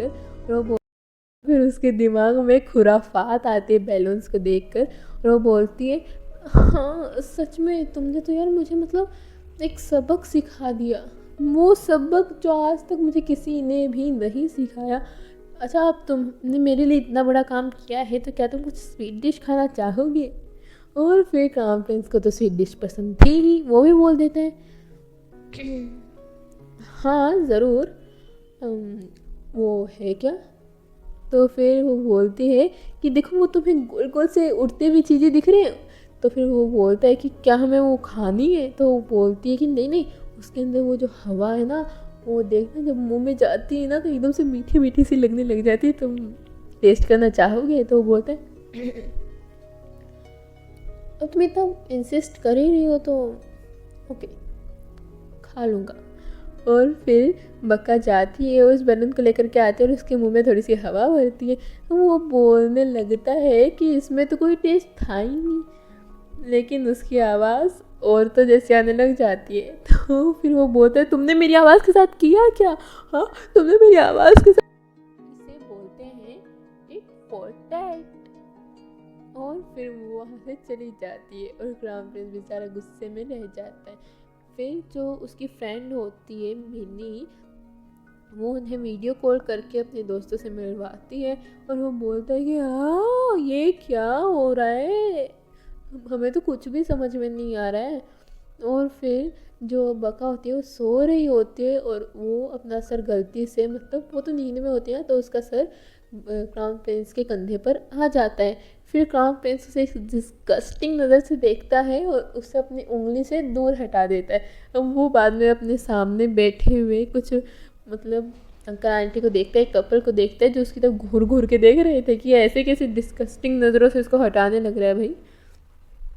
फिर हम देखते हैं कि जो बका होती है वो फिर से उसके कंधे के ऊपर सो जाती है और इस बार बेचारा क्राउन प्रिंस भी कुछ नहीं कर पाता है। फिर बका अपनी मोम को लेकर के एक मॉल में जाती है जहाँ पर वो उसे खूब सारी शॉपिंग भी करवाती है और वहाँ पर ही सेना और मू तेयोंग भी आ जाते हैं। अब सेना अपनी माँ को देख लेता है और मू तेयोंग बका को देख लेता है। अब मू तेयोंग बका के पास जाता है और सेना अपनी मोम को लेकर के भाग निकलती है वहाँ से। फिर वो थोड़ी सी बातें करते हैं और जो सेना होती है वो अपनी मोम को बोली होती है तुम आई क्यों यहाँ पर, निकलो जल्दी निकलो। अरे मैंने बोला ना मेरे से सवाल मत पूछो, तुम निकलो बस, ठीक है निकलो। और उसकी मोम बोल रही होती तुमसे अच्छी तो पक्का है मेरे लिए, देखो मेरे बर्थडे पे कितना कुछ लेकर के आई है मेरे लिए। और बेचारी बका अपनी पूरी महीने की, अपने पूरे महीने साल पता नहीं कितनी कितनी पैसे उसकी माँ के लिए खर्च कर देती है, जबकि उसे पता होता है कि ये सही नहीं है, उसके फ्यूचर में उसको इन पैसों की नीड पड़ सकती है, लेकिन फिर भी वो अपनी मोम के लिए सारे पैसे खर्च कर देती है। लेकिन वहीं सेना अपनी मोम को धक्के मार के मॉल से निकाल देती है। फिर हम देखते हैं क्राउन प्रिंस, फिर हम देखते हैं कि जो क्राउन प्रिंस होता है वो एक ऐसी जगह पर चला जाता है जहाँ पर रैंप वॉक हो रहा होता है और वहाँ पर वो हमारी सेना को भी देख लेता है और उसे अपनी क्राउन प्रिंसेस की याद आ जाती है। अब वो कुछ भी सोचे बिना सेना के गले लग जाते हैं और सेना उसे एकदम से दूर झटक कर उसे एक थप्पड़ खिंचा के मार देती है। और फिर जो गार्ड्स होते हैं वो क्राउन प्रिंस को ले जाते हैं और सेना वहीं पर उसको देखती रह जाती है। और फिर तो ये एपिसोड यहीं पर ख़त्म हो जाता है और नेक्स्ट एपिसोड में जल्दी ही अपलोड कर दूंगी। अगर आपको ये एपिसोड अच्छा लगा तो प्लीज़ वीडियो को लाइक कर देना और शेयर कर देना और कमेंट में ज़रूर बताना कि आपको बेस्ट पार्ट कौन सा लगा। सो तब तक के लिए bye bye and take care. Hello friends, welcome to all. कैसे हो आप सब? तो आज मैं एक्सप्लेन करने वाली हूँ रूफटॉप प्रिंस का थर्ड एपिसोड। और थर्ड एपिसोड की शुरुआत में हम बका को देखते हैं जो बहुत ही ज़्यादा खुश होती है, एक शॉप के बाहर खड़ी हुई होती है और बोल रही होती है कि इसे थोड़ा अच्छे से फिक्स करना। और वहाँ हमें पता चलता है कि उसने एक नई शॉप खोली है जिसके पैसे उसने किसी और से उधार लिए थे और आज वो उसको देने वाली थी। सो अब लेकिन अब जब वो पैसे देने वाली होती है तो जैसे ही वो अपना एनवलप निकालती है तो उसमें से चेक गायब हो जाता है। अब इस बात से काफ़ी ज़्यादा टेंस्ड हो जाती है क्योंकि उसने वो चेक किसी को दिखाया भी नहीं था, कहीं बाहर निकाला भी नहीं था और वो उस बैग के अंदर ही रखा हुआ था। अब वो अपना पूरा बैग खोल करके देखती है, सब कुछ उथल पुथल कर देती है, लेकिन वो $40,000 का चेक वहाँ पर नहीं होता है। अब वहाँ का प्रेसिडेंट काफ़ी गुस्सा हो जाता है और फिर बोलता है क्या हुआ, क्या प्रॉब्लम हो गई। फिर वो बोलती है कि नहीं कुछ नहीं, मैं अभी अभी देती हूँ आपके पैसे। और फिर वो तुरंत कॉल करती है अपनी बहन सेना को, जहाँ पर हमें पता चलता है कि सेना ने ही वो चेक उसके बैग से निकाल लिया था ताकि बाद में वो उसे अमेरिका वापस भेज सके। अब जो बका होती है वो काफ़ी टेंस्ड हो जाती है और वो उसे बोलती है कि क्या तुमने मेरा चेक देखा था? और फिर सेना बोलती है नहीं, मुझे इस बारे में कोई कुछ बात का पता नहीं है, और वो कॉल डिस्कनेक्ट कर देती है। फिर बका काफ़ी ज़्यादा समझाती है उस आदमी को, लेकिन वो आदमी नहीं समझता है और वो बोलता है कि मेरी शॉप खाली कर देना जल्दी से। और वहाँ पर वो चीज़ें सोंग मान मो वू योंग स्योल और दा ची सा भी देख रहे होते हैं, जहाँ पर वो काफ़ी परेशान हो जाते हैं कि बका की शॉप खुलने से पहले ही बंद हो चुकी है। अब बका काफ़ी टेंस्ड हो जाती है और अब जो क्राउन प्रिंस होता है वो वहीं पर खड़ा हुआ होता है जहाँ पर बका उसे छोड़ कर के गई थी। हमें पता चलता है कि बका ने क्राउन प्रिंस से प्रॉमिस किया था कि अगर तुम यहीं पर खड़े रहोगे तो शाम को मैं तुम्हें ओमोराइस बना करके खिलाऊंगी। अब क्योंकि तब वो बहुत ज़्यादा खुश थी इसलिए उसने जोश जोश में सारी बातें बोल दी थी। अब क्राउन प्रिंस को ये बात नहीं पता होती कि बका को कितना बड़ा लॉस हो जाता है। और फिर बाद में बका टेंस्ड होकर के अपनी मोम के पास जाती है और वो उसे बोलती है कि मैं इतनी जल्दी $40,000 कहाँ से लेके आऊँगी, क्या तुम मुझे थोड़े से पैसे दे सकती हो? वो काफ़ी बहुत मुश्किल से उसे ये बात बोल पाती है। एंड जैसा कि उसने नहीं सोचा था उसकी मॉम साफ मना कर देती, मेरे पास एक बूटी कोड़ी भी नहीं तुम्हारे लिए और तुम यहाँ से जा सकती हो। वो बहुत ही ज़्यादा हार्शली और रूडली उसे बिहेव करती है। और वहाँ पर हमें पता चलता है कि जो बका की लास्ट उम्मीद थी उस पर भी अब पानी फेर चुका है। फिर वहाँ पर सेना आती है और बका को बोलते हैं मुझे तुमसे कुछ बात करनी है, लेकिन बका बोलते कि नहीं मुझे तुमसे कोई बात नहीं करनी, मैं अपनी मॉम से कुछ पर्सनल बात करने लग रही हूँ। और फिर सेना बोलते कि शायद मुझे वही बात करनी हो जो तुम अपनी मॉम से करने लग रही हो। और फिर वो उसे एक रेस्टोरेंट में लेकर के जाती है और बोलती है कि देखो मुझे पता है तुम्हें $40,000 की ज़रूरत है और मैं वो पैसे तुम्हें ज़रूर दूंगी, लेकिन तुम्हें अमेरिका में वापस जाना होगा, कोरिया को छोड़ना होगा वापस से, जैसे कि हम पहले थे। ना तुम मुझे जानती हो, ना मैं तुम्हें जानती हूँ, और ना तुम मेरे किसी रिलेशनर को जानती हो। अब ये बात सुनकर बका को काफ़ी ज़्यादा बुरा लगता है कि उसकी सिस्टर उससे इतना बुरी बुरी बातें बोल रही है, लेकिन हालांकि अब उसे इस बातों की आदत हो चुकी है अपनी सिस्टर से सुनने की, इसलिए वो ज़्यादा माइंड नहीं करती है और वापस से ये बात सोचने लग जाती है कि मैं पैसे कहाँ से अरेंज करूँगी। अब उसके मन में एक बार तो ये बात आती है कि क्या मुझे अमेरिका वापस चले जाना चाहिए, लेकिन फिर बाद में वो अपना माइंड डाइवर्ट करके और उस बका को याद आता है कि जो क्राउन प्रिंस है वो वहीं पर खड़ा है। और फिर बहुत तेज बारिश आने लग जाती है जिस वजह से क्राउन प्रिंस ठंड में काफ़ी सिकुड़ जाता है और उसे बहुत ज़्यादा ठंड लग रही होती है। क्राउन प्रिंस काफ़ी गुस्सा हो जाता है बका के ऊपर और उसे काफ़ी बातें सुना भी देता है और वो वहाँ पर उसे सबसे ज़्यादा लालची लड़की भी कहता है। और फिर तब बका बिल्कुल चुप हो जाती है और उसे जैसे तैसे करके घर पे ले जाती है। अब वो रूफटॉप पे खड़े हुए होते हैं और प्रिंस उसे काफ़ी ज़्यादा उल्टी उल्टी बातें बोल देता है और वहाँ पर वो उसे ये भी बोलता है कि पहले तो तुम बहुत अच्छी थी, तुम मेरी सारी बात मानती थी, तुम हमारे लिए बहुत टेस्टी टेस्टी खाना भी बनाती थी, लेकिन जब से तुमने ये शॉप खोली तब से तुम बहुत ही ज़्यादा सेल्फिश और बहुत ज़्यादा स्वार्थी हो गई हो, तुम बहुत ही ज़्यादा बुरी हो, बहुत ज़्यादा गंदी हो। और फिर ये बात सुनकर बका को काफ़ी बुरा लग रहा होता है और वो उसे रोकने की कोशिश करते हैं, लेकिन वो फिर भी बोले जाता है और वो बोलता है कि भगवान करे कि तुम जो भी बिज़नेस शुरू करो वो खुलने से पहले ही बंद हो जाए, तुम्हारी शॉप पे ठप्पा लग जाए, कुछ ऐसा हो जाए कि तुम्हारी शॉप खुलने से पहले ही बंद हो जाए। और फिर ये बात सुनकर तो बका को इतना ज़्यादा बुरा लगता है और वो कुछ भी नहीं कहती है, बस अपने आंखों में आंसू भर के यही बोलती है कि तुम्हें बिल्कुल भी नहीं पता है कि तुम्हें किससे और क्या बात करनी चाहिए, तुम्हें पता ही क्या है कि मेरे साथ हो क्या रहा है। मैं एक रात तुम्हारे पास नहीं आई, तुम्हें वहाँ पर खड़ा करके अगर मैं भूल गई तो मुझे कुछ ज़रूरी काम भी तो हो सकता था ना। तुम इतना बातें मुझे सुनाने लग रहे हो किस हक़ से? मैंने आज तक तुमसे कुछ लिया तो नहीं है, जितना भी हो सका मैंने तुम्हें दिया ही है। और फिर वो सीन वहीं पर कट हो जाता है। अब हम देखते हैं कि क्राउन प्रिंस सो रहा होता है और उसके सपने में वो क्राउन प्रिंसेस से मिलता है। अब दोनों बहुत ही ज़्यादा प्यार से बात कर रहे होते हैं और गले लग जाते हैं। फिर तभी एक कॉल आता है और फिर वहाँ पर हमें बका दिखाई जाती है। अब बका के पास एक कॉल आता है और वो बोल रही होती क्या 50 पासेस और ओके ओके मैं अभी आई, और वो क्राउन प्रिंस को घसीट कर ले जाती है काम के लिए। और फिर वो एकदम से उठ जाता है और वो बोलता है कि ये बका तो सीरियसली बहुत ही ज़्यादा सरदर्द बन गई है। अपनी फ्रेंड के पास गई हुई होती एमी के पास, जिसकी शादी हो चुकी थी, एक डेविड नाम के लड़के से और वो अपने हनीमून पर आई हुई होती हैं। और बका उन दोनों को उनकी शादी के लिए गिफ्ट देती है जो कि बहुत ही ज़्यादा प्यारा होता है। और वहाँ पर जो एमी होती है वो बका को ये बात बताती है कि मैंने सोचा है कि हम अमेरिका में एक कॉफ़ी कैफ़े खोलेंगे और तुम बहुत ही अच्छा काम करती हो, तुम बहुत ही अच्छी कॉफ़ी भी बनाती हो, तो मैं तुमसे रिक्वेस्ट करूँगी कि तुम मेरे साथ पार्टनरशिप करो। और फिर वहीं दूसरी ओर बका की फ्रेंड बेकी उन्हें बुला रही होती है काम करने के लिए, ताकि वो $40,000 में से कम $1,000 तो अरेंज कर पाए। और वो तीनों के तीनों काम के लिए चले जाते हैं और क्राउन प्रिंस को वहीं पर छोड़ देते हैं। अब वहीं हमारा 2 चीज़ 7 तो जो ट्रैफिक सिग्नल वाला काम करता है, कार्स को अरेंज करने का काम करता है, वो कर रहा होता है, लेकिन वो भी उससे नहीं हो पाता है और वो सारी गाड़ियों को आपस में टकरा देता है। वहीं हमारा जो वो योंग स्योल होता है वो एक कॉफ़ी कैफ़े में काम कर रहा होता है और वहाँ पर उसके ओनर उसे बोलते हैं कि मैं तुम्हें सिर्फ तुम्हारे स्मार्टनेस की वजह से ये काम दे रही हूँ ताकि लड़कियाँ आए और यहीं से कॉफ़ी ख़रीदें। लेकिन फिर जैसे ही एक लड़की आके उससे कॉफ़ी मांगती है और अपना कार्ड देती है तो वो बोलता है कि तुम्हें मैं पागल दिखता हूँ क्या? हाँ, मुझे नहीं पता, मुझे कैश चाहिए, ठीक है। और फिर हम देखते हैं कि जो 2 चीज़ होता है वो भी कहीं काम कर रहा होता है और उसे गाड़ी साफ़ करने का काम मिला हुआ होता है। अब उसे तो पता नहीं था कि होती क्या है, तो वो अंदर बाहर सब जगह से रगड़ रगड़ के साफ़ कर देता है और बोलता है कि इसको तो मैं पूरा सफ़ेद ही बना दूंगा। और यहाँ पर हमें ये बात दिख जाती है कि तीनों के तीनों अपने काम में बिल्कुल फेल हो।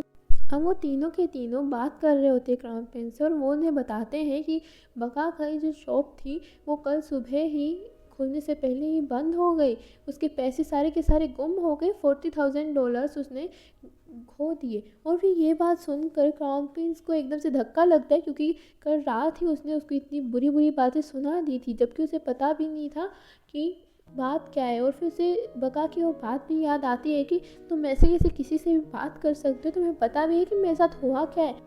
वहीं दूसरी ओर जो मिनी होती है वो जो स्ट्रॉबेरीज बेचने के लिए उन्हें बुलाती है काम करने के लिए, और वहाँ पर बेकी को पांडा बन करके आना होता है, लेकिन बेकी वहाँ पर नहीं चाहती है और क्राउन प्रिंस वहाँ पर आ जाता है। वो किसी को बताना नहीं चाहता था कि मैं क्राउन प्रिंस हूँ और मैं ऐसे उल्ट पटांग हरकतें करने लग रहा हूँ।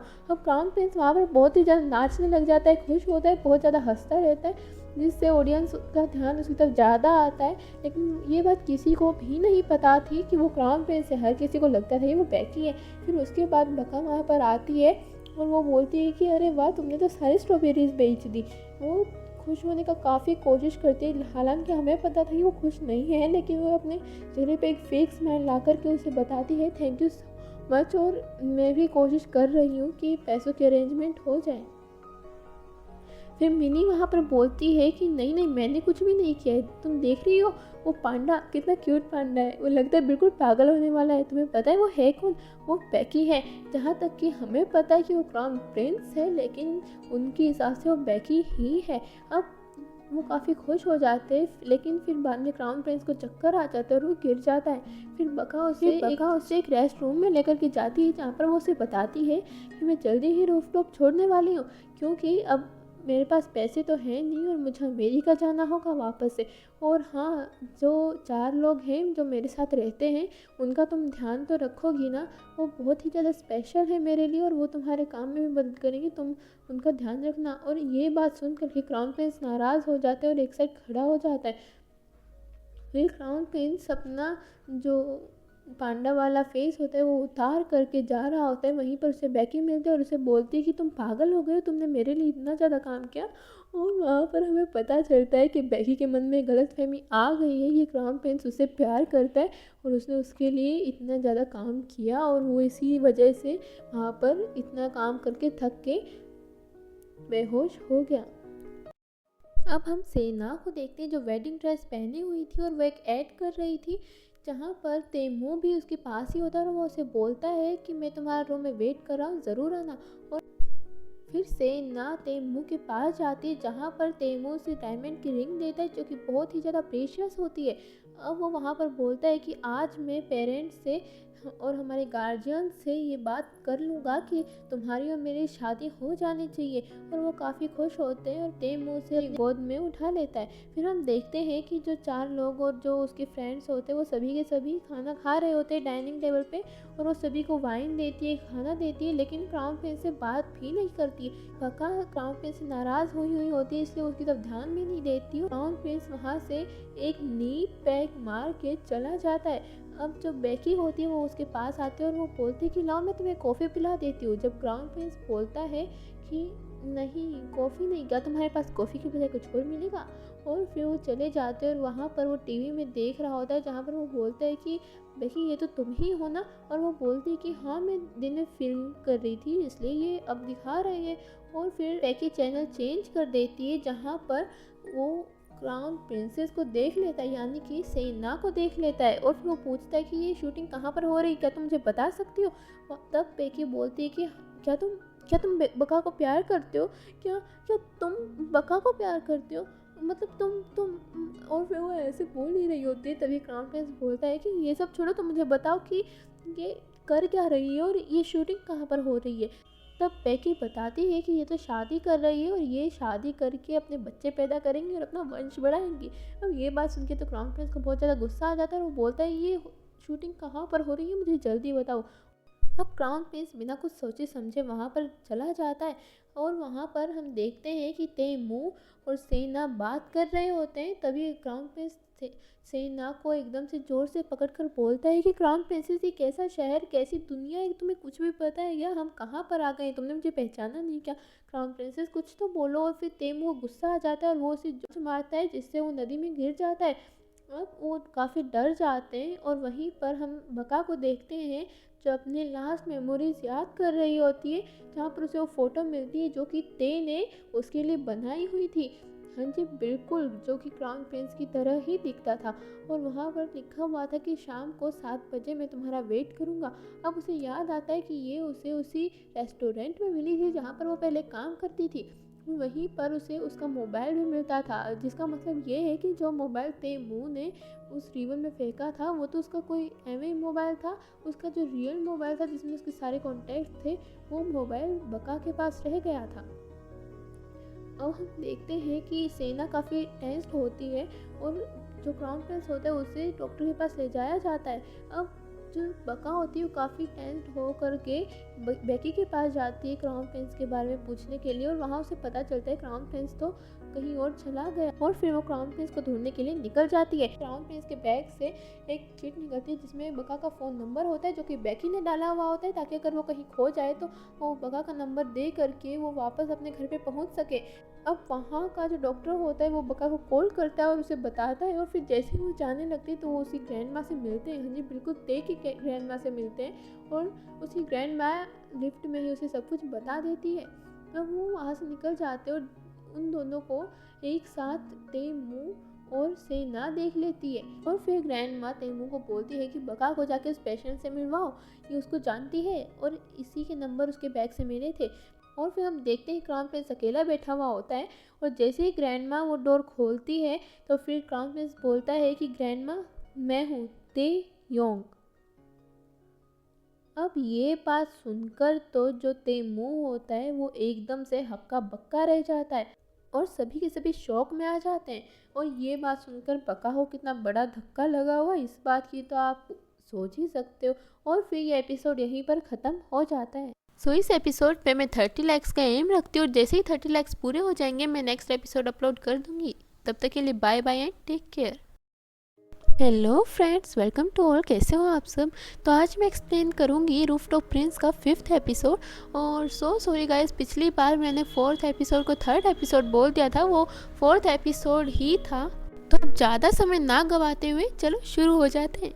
तो इस एपिसोड की शुरुआत में हम देखते हैं कि जो हमारा क्राउन प्रिंस होता है वो ग्रैंडमा को बोलता है कि ग्रैंडमा मैं ही हूँ आपका तेयोंग। और ये बात सुनकर जो मतलब तैमू को एकदम से झटका लगा हुआ होगा ना, और उसका मुंह जो होगा वो तो आप सोच भी नहीं सकते हो। वो एकदम से ऐसे शौक हो जाता है कि भैया अब ये कहाँ से आ गया। और उसी के साथ साथ सेना भी शौक हो जाती है, क्योंकि अब सेना तो तैमू से प्यार करती थी, और अगर तैमू शौक है तो सेना का तो शौक होना बनता ही है। फिर ग्रैंडमा बोलती है कि क्या तुम सच में मेरे पोते हो ते योंग। और फिर क्राउन प्रिंस बोलता है हाँ ग्रैंडमा, मैं ही हूँ आपका पोता। और फिर जैसे ही तेमो अपनी टांग बीच में घुसेड़ने वाला होता है ये कि तभी ग्रैंडमा बोल देती कि हमें एकांत चाहिए, कृपया करके तुम सभी प्रस्थान कीजिए। और फिर वो निकल जाते हैं और ग्रैंडमा और जो क्राउन प्रिंस होता है वो बातें कर रहे होते। अब इस मौके का फ़ायदा उठा के सेना बका को एक साइड ले जाते हैं और उसे बोलती है कि मैंने तुम्हें बोला था ना कि तुम यहाँ से निकल जाओ, उल्टा तुमने एक और मुसीबत और नई खड़ी कर दी है यहाँ पर। तुम हो क्यों यहाँ पर, मतलब क्यों आई हो यहाँ पर, मेरे को समझ में नहीं आ रहा है। तुम्हें पता है कि अंदर ये जो आदमी बैठा है उसको मैं डेट कर रही हूँ 2 साल। सॉरी से मैंने कहा है कि जो मेरी मॉम है वो मेरी मॉम मतलब लंदन में रहती है और वो एक लेक्चरर है, कॉलेज में पढ़ाती है। और तुम मतलब कर क्या रही हो? अगर उसे एक बार पता चल गया कि मेरी सच्चाई क्या है तो मुझे छोड़ देगा। प्लीज़ मैं तुमसे रिक्वेस्ट करती हूँ चली जाओ यहाँ से। फिर बका एकदम से पहले तो शौक हो जाते हैं कि भैया ये क्या बात हो रखी है, ये तो इसको डेट करने लग रही है। मुझे तो लगता था कि ये वैसे ही मतलब कभी कभी आता जाता होगा, इसका बॉस है इसलिए मुझे क्या पता था कि डेट करने लग रही है। लेकिन बका उस टाइम थोड़ा सा सीरियस होती है इसलिए वो बोलती है कि देखो मैं जल्दी ही चली जाऊंगी, तुम टेंशन मत लो। और रही इसके बाद तो ये मेरी वजह से तो कुछ नहीं हुआ है ना, और मैं तो इसको इतना जानते हुए नहीं हूँ, ये तो मेरे पास 1-2 हफ्ते से ही आया है, हालांकि हो तो 1-2 महीने चुके थे। फिर कुछ बातें होने के बाद ग्रैंड माँ बाहर निकलती है और बका को बोलती है कि क्राउन प्रिंस यानी कि ते योंग अब उन्हीं के साथ रहेगा। और ये बात सुनकर बका को काफ़ी बुरा लगता है और वो चुपचाप अपने घर पर आ जाती है। अब हम वहाँ पर देखते हैं कि जो तीनों लोग होते हैं वो अपने बालों को कोई तेल लगा रहा होता है, कोई सुलझा रहा होता है। और वहाँ पर हमें पता चलता है कि इनके लिए इनके बाल कितने ज़्यादा प्रीशियस हैं। अब जैसे ही बका अंदर एंटर करती है रूम के तो वो बोलते हैं कि तुम हमारे क्राउन प्रिंस को कहाँ पर छोड़ाई, हाँ हमारे क्राउन प्रिंस को लेके आओ।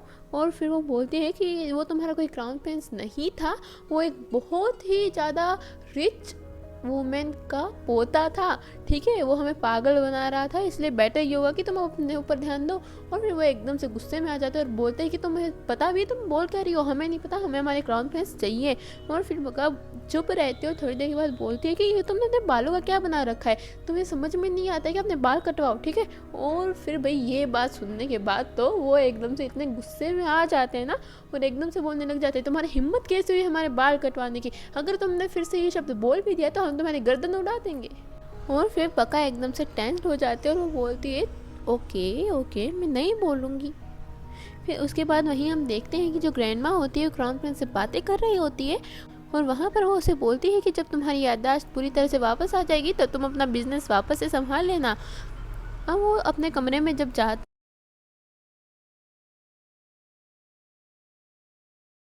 है तो वो बोलता है कि मैं जानता हूँ कि मैं क्राउन प्रिंस से बातें कर रही होती है। और वहाँ पर वो उसे बोलती है कि जब तुम्हारी याददाश्त पूरी तरह से वापस आ जाएगी तो तुम अपना बिजनेस वापस से संभाल लेना। अब वो अपने कमरे में जब जाता है तो वो बोलता है कि मैं जानता हूँ कि मैं क्राउन प्रिंस हूँ, लेकिन अब मुझे यही ज़िंदगी जीनी होगी क्योंकि शायद भगवान की भी यही मर्ज़ी है।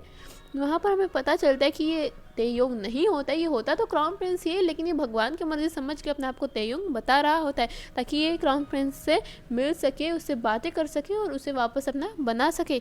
अब वहीं हम अगले दिन देखते हैं कि जो ते योंग होता है यानी कि मतलब क्राउन प्रिंस, वो नीचे जाता है और अपनी ग्रैंडमा को बोलता है कि मुझे रूफटॉप पर ही रहना है, मुझे यहाँ पर अच्छा नहीं लगता है।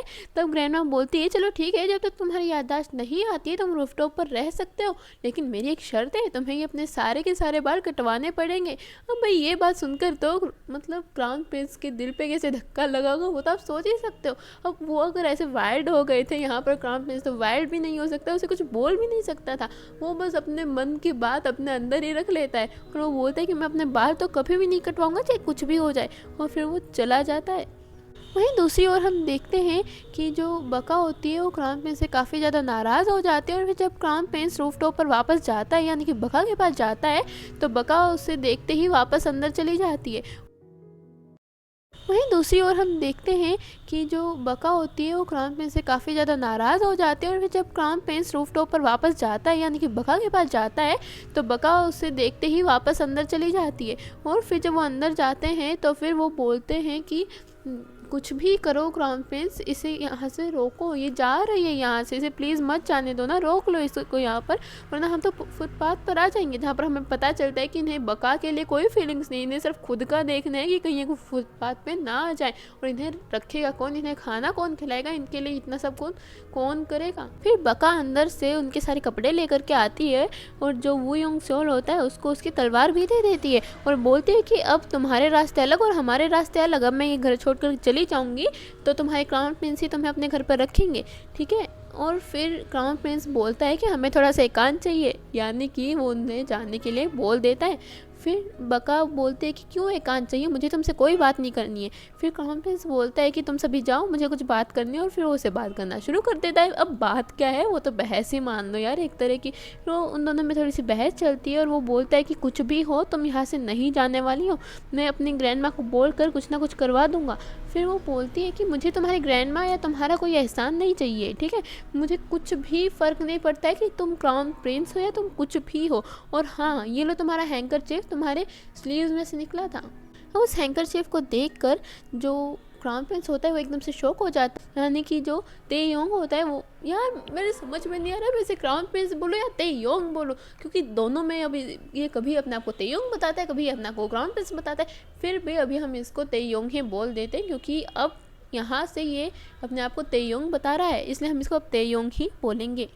और फिर तेयोंग एकदम से शॉक हो जाता है क्योंकि जो बटरफ्लाई वहाँ से डिसअपियर हो गई थी वो अब वापस से वहाँ पर आ गई है। अब ये क्राउन प्रिंस वाकई में तेयोंग है या नहीं, इसका टेस्ट करने के लिए कुछ लोगों को बुलाया जाता है और तभी उसकी जेब से वो फ़ोन गिर जाता है जो कि बका ने उसे दिया था। अब वो फ़ोन देखकर एकदम से वहाँ पर जो आंट होती है वो बोलती है कि अरे ये फ़ोन देखो तो ग्रैंड माँ, देखो तो दीदी, आपका ही है ना, ये आपकी और इसकी फ़ोटो है ना तेयोंग की। और फिर एकदम से जब ग्रैंड माँ उसे देखती है तो बोलती है कि अब हमें कोई ज़रूरत नहीं है कि ये तेयोंग है या फिर नहीं है, ये फ़ोन इसी का है और अब मैं समझ गई हूँ कि यही मेरा तेयोंग है। और वो उन लोगों को भेज देती है। फिर वो तेयोंग को बोलती है ज़रा कॉल तो करो तेयोंग को अभी।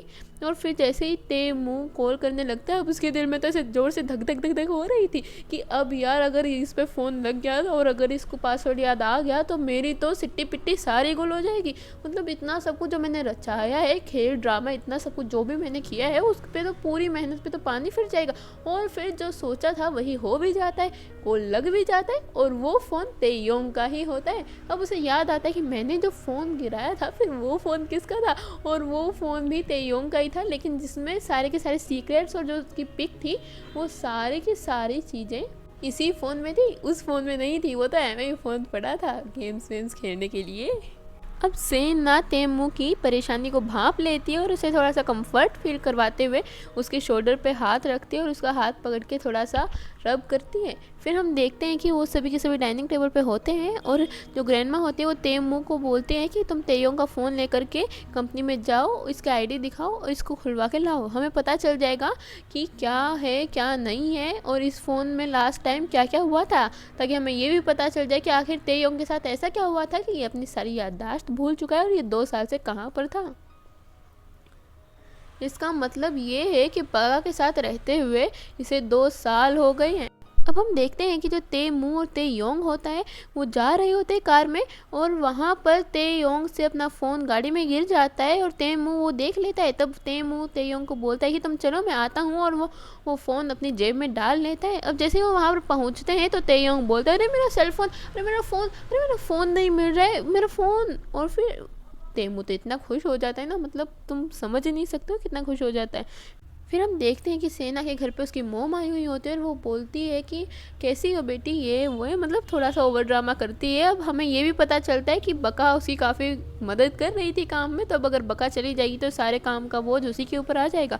तो इसलिए वो थोड़ा सा अपनी बेटी सेना को बोलती है कि सुनो ना, जो बका है उसको 40,000 चेक का गुम हो गया था, है ना, तो उसने 20,000 जो डॉलर थे वो तो मतलब इकट्ठे कर लिए हैं कहीं ना कहीं से, बट अब 20,000 बाकी है, तुम प्लीज़ उसकी हेल्प करने की सोचो ना, वो तुम्हारी बहन है प्लीज़। और फिर सेना बोलती है बहन, कौन सी बहन, काहे की बहन, नहीं मतलब मैंने उसको कभी अपनी बहन माना ही नहीं जब, और वैसे वो इतने सालों के बाद अब क्या लेने आई है यहाँ पर, मुझे उससे कोई मतलब नहीं है, वो चाहे कुछ भी लगती हो मैं उसको कभी अपनी बहन नहीं मानूंगी। और वो बहुत ज़्यादा रूडली बिहेव करती है। फिर उसके पास एक कॉल आता है तेमू का कि मैं 5 मिनट के अंदर तुम्हारे घर पे आ रहा हूँ। अब वो इतनी घबरा जाती उसके पास एक कॉल आता है तेमू का कि मैं 5 मिनट के अंदर तुम्हारे घर पे आ रहा हूँ। अब वो इतनी घबरा जाती है कि टेंशन में वो जल्दी से अपनी माँ को वहाँ से भगा देती है। फिर तेमू उसके घर पर आता है और जो उसकी सेना की मोम जो एक बैग भूल जाती है वो उस फ़ोन को उसी में डाल देता है। फिर जो सेना होती है वो उसके पास आते हैं और उसे बोलती है कि क्या हम नूडल्स खाने चलें, चलो ना। और फिर वो चले जाते हैं। वहीं हम दूसरी ओर देखते हैं कि जो बका होती है वो काफ़ी परेशान होती है, काफ़ी दुखी होती है, लेकिन वो फिर भी अपनी जो सैडनेस होती है उसको छुपा कर थोड़ी सी स्माइल लेकर के आने की कोशिश करती है। और जो वो 3 लोग होते हैं वो भी क्राउन प्रिंस के यानी कि तेयोंग के पास आ जाते हैं और वो खाना खा रहे होते हैं। तो वो बोलता है कि क्या मैं अपना नाइफ़ यूज़ कर सकता हूँ, और अब समझ ही जाओ उसकी नाइफ़ तो उसकी तलवार थी। तो वो एकदम से अपनी तलवार निकालता है और वो जैसे इस वेजिटेबल्स को कट करने लगता है, वो दोनों तो ऐसे शॉक हो जाते हैं कि हे भगवान, अब क्या हो गया यार, ये मतलब ये आए कहाँ से ये लोग। और वहीं तेयोंग भी सोचता है कि ये मेरी इज्जत का भाजी पाला करवा के ही रहेंगे। और फिर हम देखते हैं कि जो वो 3 लोग होते हैं वो ऊपर उसी कमरे में जाते हैं और वो बोलते हैं कि ये क्राउन प्रिंस ये तो बिल्कुल आपके जैसे ही दिखता है। फिर वो बोलता है कि नहीं, क्राउन प्रिंस नहीं, मुझे तेयोंग बोलो, अब से मैं तेयोंग हूँ, भगवान ने मुझे दूसरा मौका दिया है जीने का और मैं अब तेयोंग बन के ही जीऊँगा इस घर में। वहीं दूसरी ओर हम देखते हैं कि जो बका होती है उसके हाथ से वो डोल से गिर जाती है और वो रोप के ऊपर लटक जाती है, एक वायर के ऊपर लटक जाती है और वो उसे उतारने की कोशिश कर रही होती है। वहीं तेयोंग आ जाता है और वो उसे देख लेता है और उसे लगता है कि वो सुसाइड करने की कोशिश कर रही है, क्योंकि तेयोंग अब मतलब क्राउन प्रिंस अब तेयोंग बन चुका है और वो एक बहुत ही बड़े से घर में रहता है और वो एक ऐसे छोटे से घर में रहती है और वो भी वो अब छोड़ के जाने वाली है। और फिर वो उसे एकदम से टाइटली हग कर लेता है और बोलता है तुमसे प्रॉमिस करो तुम कभी मुझे छोड़कर नहीं जाओगी, कभी भी तुम आत्महत्या नहीं करोगी, तुमसे प्रॉमिस करो ना, क्यों नहीं करते तुम मुझसे प्रॉमिस। और फिर हम वहाँ पर क्राउन प्रिंस जाओगी, कभी भी तुम आत्महत्या नहीं करोगी, तुमसे प्रॉमिस करो ना, क्यों नहीं करते तुम मुझसे प्रॉमिस। और फिर हम वहाँ पर क्राउन प्रिंस की इंटेंशंस को देखते हैं और हमें समझ में आता है कि उसकी फीलिंग्स बका की तरफ कुछ ज़्यादा ही हो गई थी। वो बका को किसी भी हालत में खोना नहीं चाहता था, चाहे कुछ भी हो जाए। और फिर बका बोलती है कि क्या है, मतलब क्या रहे हो ये, हाँ पहली बात तो मेरे को सांस नहीं आ रहा है, छोड़ो मुझे छोड़ो। और फिर बाद में वो बोलते हैं कि तुम्हें पता भी है मैं तो तुमसे नफरत करती हूँ, हाँ नहीं तो आई रियली हेट यू, मेरे पास मत आया करो। और रही मैं सुसाइड नहीं कर रही थी, वो तो मेरी डोल नीचे गिर गई थी। अब जो क्राउन प्रिंस होता है उस डोल को उतार कर देता है और वो फिर उसे बोलते हैं कि अच्छा तुम क्या करने आए हो यहाँ पर। और फिर क्राउन प्रिंस बका को बोलता है कि मैं तो स्वीट थिंग और अल्कोहल लेके आया था, यानी कि वो व्हिप्ड क्रीम और अल्कोहल लेके आया था जो कि बका ने उसे सबसे पहले अपने हाथों से खिलाया पिलाया था। हाँ जी। तो अब वो बैठ जाते हैं और फिर वो दोनों मतलब साथ में ड्रिंक करते हैं, खाते हैं। अब जब क्राउन प्रिंस बका को व्हिप्ड क्रीम खाने के लिए बोलता है, तब बका बोलते हैं कि अच्छा रहेगा कि मैं कड़वी चीज़ें ही पी लूँ, इससे बेहतर कि मैं कोई ऐसी मीठी चीज़ खाऊं जो बाद में मुझे नुकसान करती हो। अब इस बात को हम तो समझ जाते हैं लेकिन क्राउन प्रिंस समझ में नहीं पाता है। और दूसरी तरफ हम देखते हैं कि जो सोमान वो होता है उसे वो सॉस मिलता है और वो उसे खाने लग जाता है। ग्रैंडमा उसको देखती है तो उसका मुंह पूरा सॉस से भर जाता है, लेकिन ग्रैंडमा को लगता है कि वो खून से भरा हुआ है और फिर वो एकदम से वहीं पर चक्कर खा के गिर जाए। अब बका वहाँ पर तेयोंग को एक डोल देती है, वही डोल जो वायर पे लटकी हुई होती है और जो क्राउन प्रिंस उसे उतार कर देता है। अब वो बोलती है कि देखो तुम क्राउन प्रिंस हो या तेयोंग जो कुछ भी हो, लेकिन मैं तुम्हें एक बात बताती हूँ कि इसको मैं पता है अपने पास क्यों रखती थी। कहते हैं कि जब इसको ऐसे बांध कर रखते हैं तो फिर हमें बिजनेस में बहुत ज़्यादा फ़ायदा होता है, और अगर तुम्हें प्यार को पाना है तो इसकी टांगों को इसके अराउंड बांध दो। मतलब ऐसे 2-3 बातें बताती है और फिर क्राउन प्रिंस को वो दे देती है।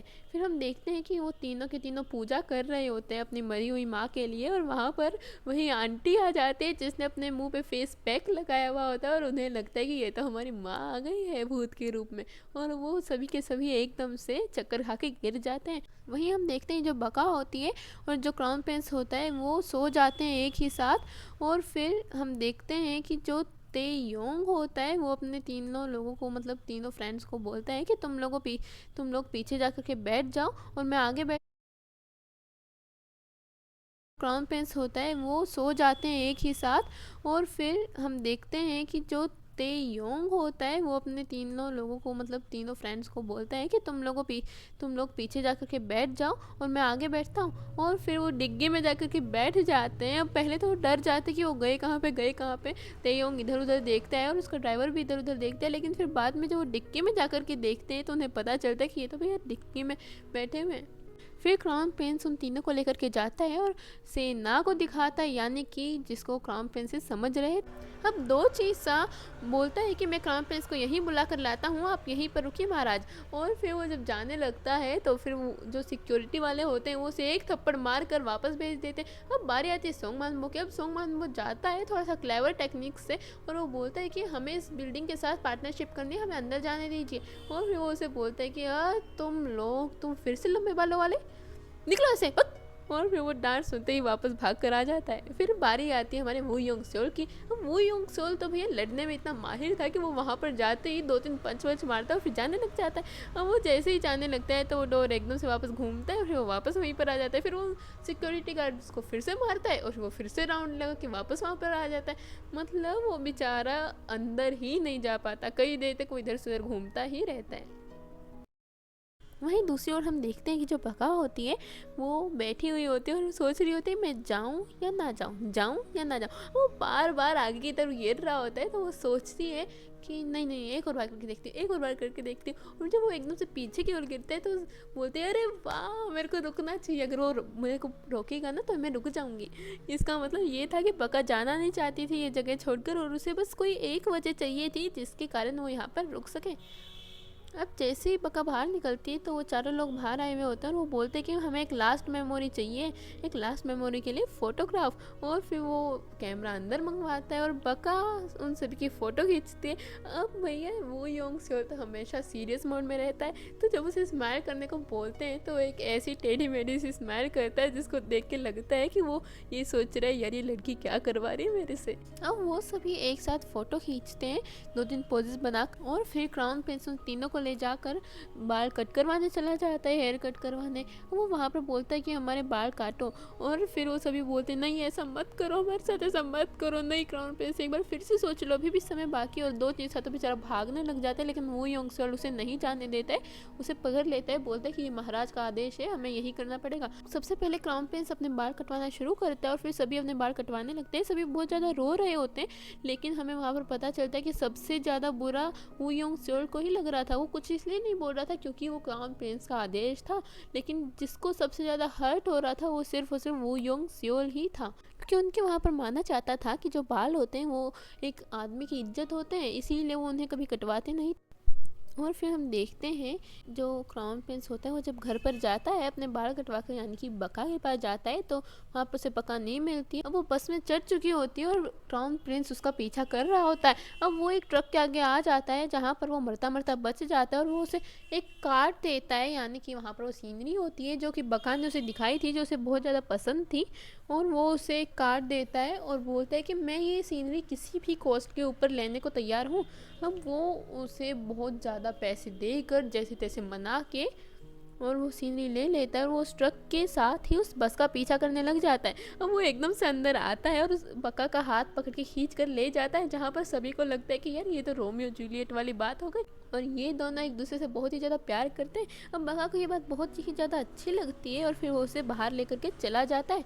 अब हम बका और क्राउन प्रिंस को थोड़ा सा क्वालिटी टाइम स्पेंड करते हुए देखते हैं और फिर क्राउन प्रिंस यानी कि तेयोंग एकदम से बका को गले लगा लेता है और बोलता है कि तुम मुझे कभी भी छोड़कर मत जाना। यहाँ पर हमें पता चलता है कि तेयोंग किस हद तक बका से प्यार करने लग गया था और ये सब देखकर बका को भी बहुत ज़्यादा अच्छा लगता है कि तेयोंग उसकी इतनी फिक्र करता है।